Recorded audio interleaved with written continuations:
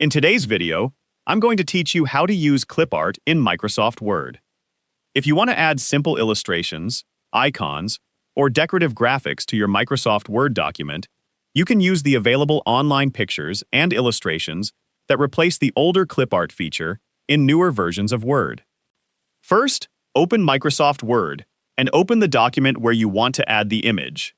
Once your document is open, place your cursor in the location where you want the clip art or illustration to appear.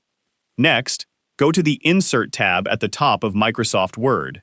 From the available options, look for Pictures or Online Pictures, depending on the version of Word you are using. Click on the appropriate option to open the available image search.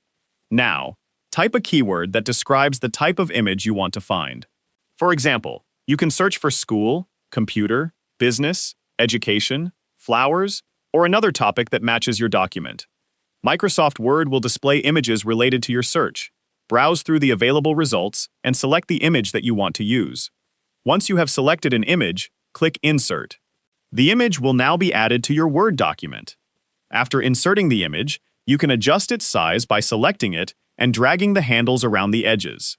This allows you to make the image larger or smaller while keeping it in the appropriate area of your document. You can also move the image to a different location. Click and drag the image to position it where you want it to appear. If you want the text in your document to flow around the image, select the image and open the layout options. From there, choose the wrapping style that works best for your document. For example, you can choose an option that allows the text to appear beside the image, instead of placing the image directly between lines of text. You can continue adjusting the image until the document has the layout you want.